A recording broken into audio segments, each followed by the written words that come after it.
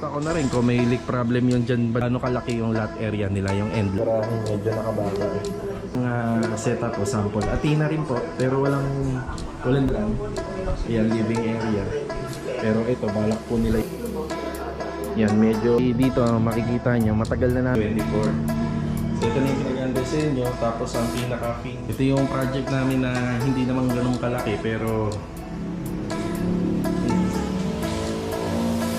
may plano naman ako dito. Pero for the minute, yan, okay na muna to para yung mga materialis natin dito sa tuwing naulan.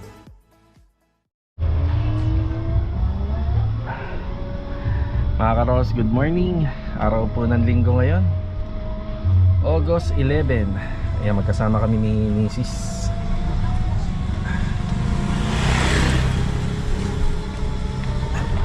Ingat po sa pag-uwi. Sir, shout out. Yun na. Okay mga karos, bali meron akong project update dito sa first project natin sa phase 3, yung isang Angelic. Bali ilang araw na po yun na pwestohan ni Kuya Rigor yung pintor natin. So update tayo dun sa mga nagawa niya. Tsaka mag-update din tayo dun sa second project naman natin dito rin sa phase 3, yung isang Angelina 64 square meter. Yan, kanina nga po pala nag-ocular visit tayo rito sa phase 1 sa may block 42. Yan, shoutout nga po pala kay Sir Kenneth at saka kay Ma'am Lovely. Yan, God bless. Yan, sana matuloy po tayo. Bali 40 ano yata yung 45 square meter yung kanyang row house na may end lot corner. Tapos ngayon pupunta kami ni Mrs. sa phase 5. Meron na akong kailangan videohan para mapanood po ni client. Yan, si client ay nasa ibang bansa. So tara, samahan niyo po muli kami ngayong araw po na to, ngayong araw na linggo. And enjoy watching po. Yan, let's go. Dito na kami ni Mrs. Naaalala ko tong lugar na to kasi ito, kami yung gumawa nito.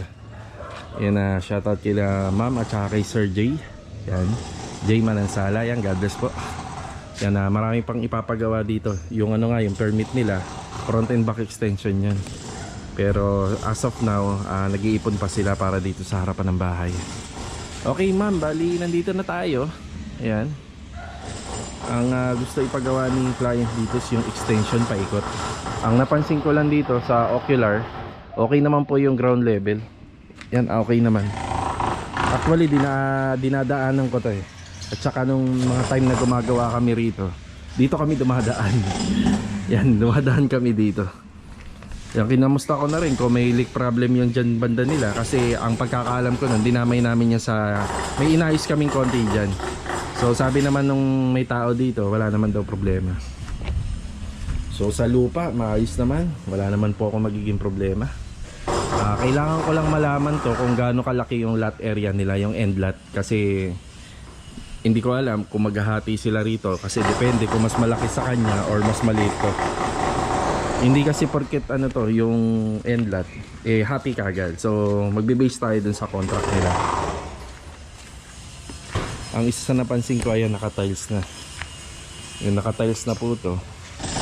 Ang balak sana ni ma'am yung mga improvement iba-iba. Yun nga lang, according sa transition ng trabaho tsaka sa budget, hindi akma, kaya na ganoon na lang siya, extension na lang.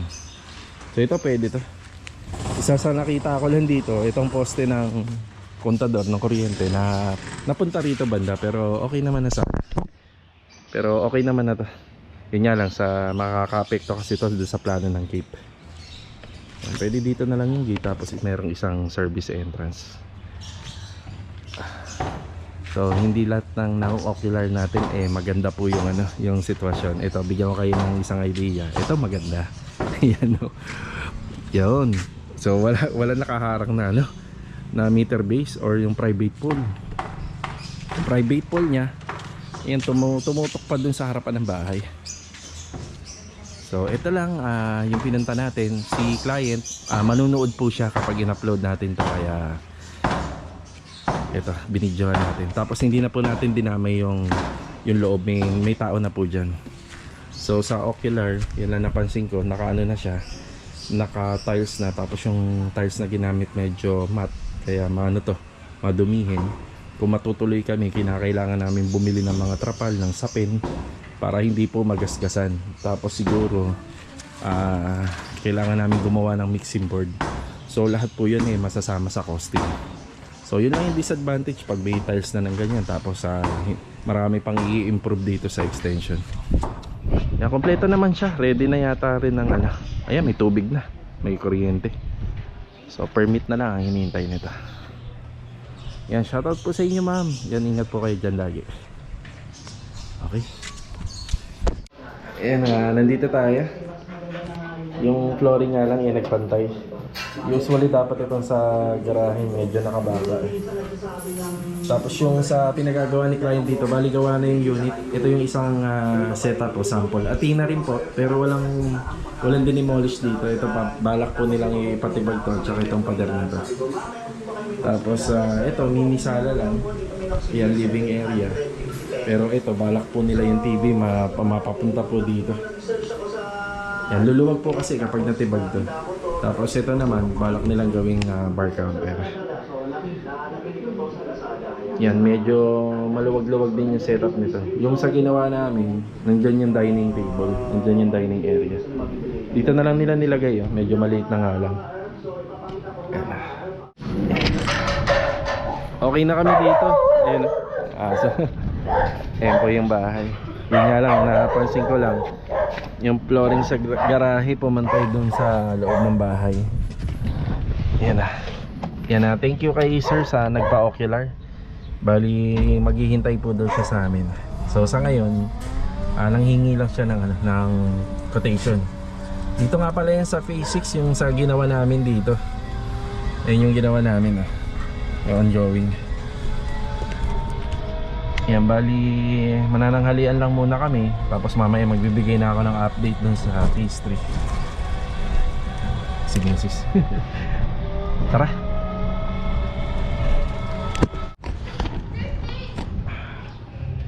Okay mga karos, nandito na tayo sa phase 3. Bali ito hapon na. Yan, bali mag-update po tayo rito sa mga nagawa dahil ilang araw din po tayong hindi nakapasyal po rito. Tapos after natin dito, pupuntahan naman natin yung first project natin na Angelie.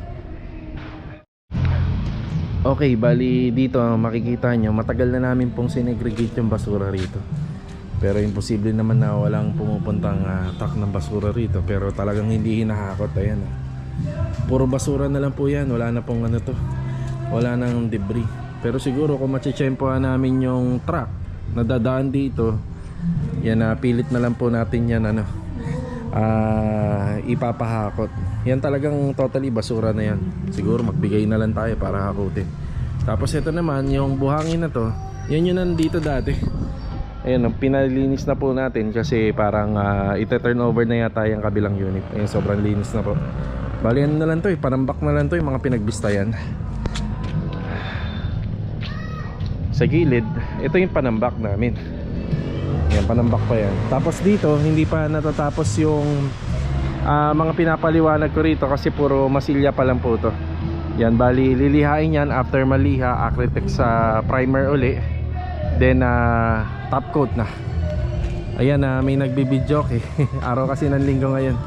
Yan, sana hindi tayo makapiright. Pero kung sakaling mas malakas yung music, ano ko na lang papatungan ko. Yan, okay na rin po yung floor drainage natin dito. Ayan, hindi pa siya napa-primer. Yan. Tapos si client nga po pala, nagpapalit po siya ng rito, ng solid door.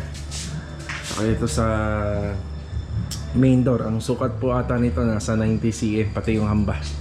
Kasi po to, smart lock po yung ilalagay dito. Hindi naman po pwede na yung steel door.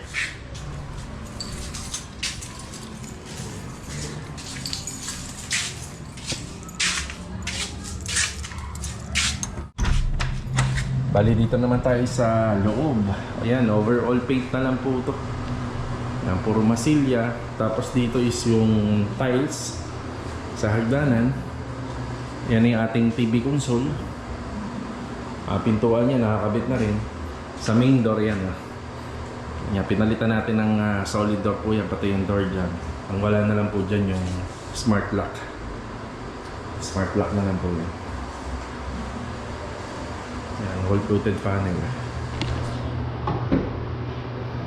Unti na lang ang hinihintay po nito. Tapos sa tiles na lang sa hagdanan. Yan. Tapos yung mga matatrabaho pa dyan, yung mga pintuan, papabarnisan pa po natin lahat yan. Halos sa kakain pa rin po ito ng mga ilang ano pa, isang buwan siguro mahigit pa hanggang sa matapos. Yan, masilya na lang to, pintura na lang naman to eh, pero gagamitan din namin ng Acritex primer to. Yung sa spandrel, yung pinakadulo nga pala pinapalitan ni client owner, gusto niya round. Yan, sila naman yung masusunod dito. Yan, round. Pero para sa akin sana kung ano yung ginamit na ano, square type na lang sana lahat. Yan na. Tapos konting linis na lang, konting pull out. Tapos dito may polycarbonate pa yan sa gilid. Yan, meron pa tayo ilalagay yan dyan. Tapos yung mga downspout, yan okay na din. Tapos yung nakita nyo doon sa kabilang side, yan okay na din. Alright, ito muna yung update dito. Dito naman tayo sa first project natin. Ito yung unang naging project namin dito sa Phase 3 taon 2024. So ito na yung pinagagawa natin kay Kuya Rigor. Ito po yung pintuan na gagamitin sa taas. So ito yung kanyang disenyo, tapos ang pinaka-finish na pinagagawa ni client dito, ano po, polyurethane. Yan, polyurethane. Ayan, kintab na.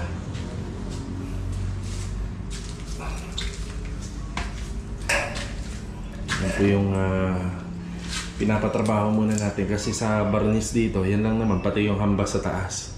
Tapos yung mga cabinet, iikutan na lang po yan, retouching na lang. Na madali na.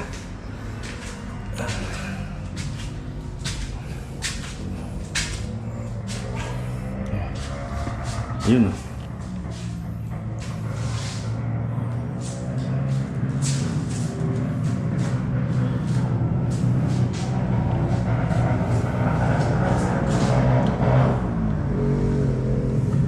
Ito po kahit na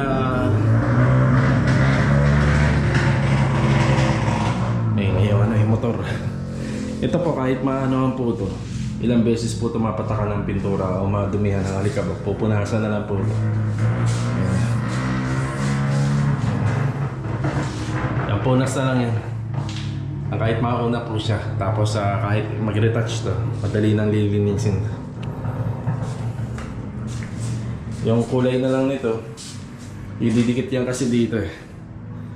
Bali yung mga kulay nito para dito na lang, yung kulay brown yung ginamit namin dito sa kornisa. Tapos lahat ng cabinet, pati itong ating higaan na pinagawa ni client, lahat po yung kulay puti lang.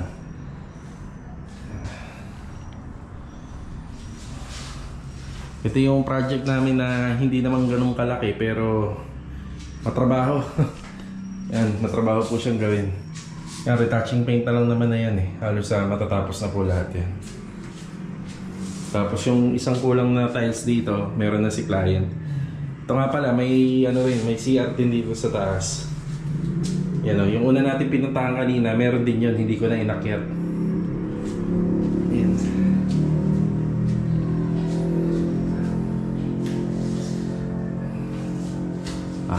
Ganda o.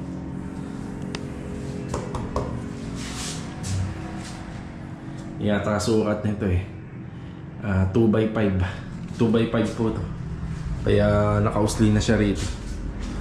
Yan, kaya umusli na siya 2x5. Yung ilan pa sa mga gagawin dito, merong holder po yung ano, yung curtain rod. Kumbaga magkakaroon po siya ng curtain box. So sa taas, yan sa taas meron.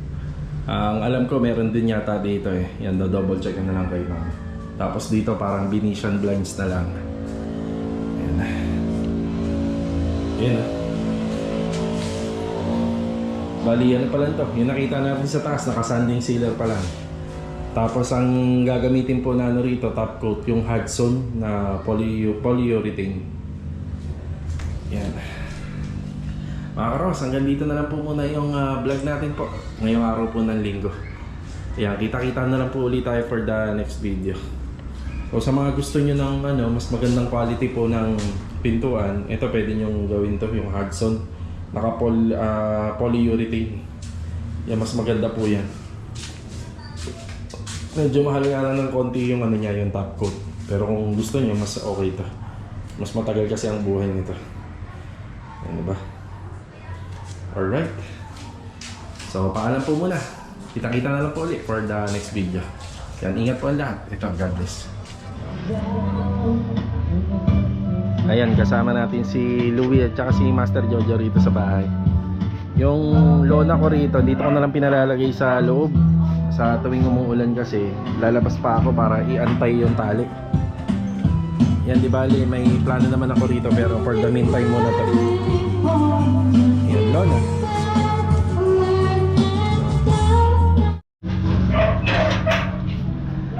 Ayan, okay na muna to para yung mga materials natin dito sa tuwing naulan hindi naman po masyadong mababasa. Tsaka hindi na rin ako may ilag kapag nag-i-intro ko rito kasi minsan may nadaan na tao. Kaya maraming salamat kay Master Jojo tsaka kay Louie.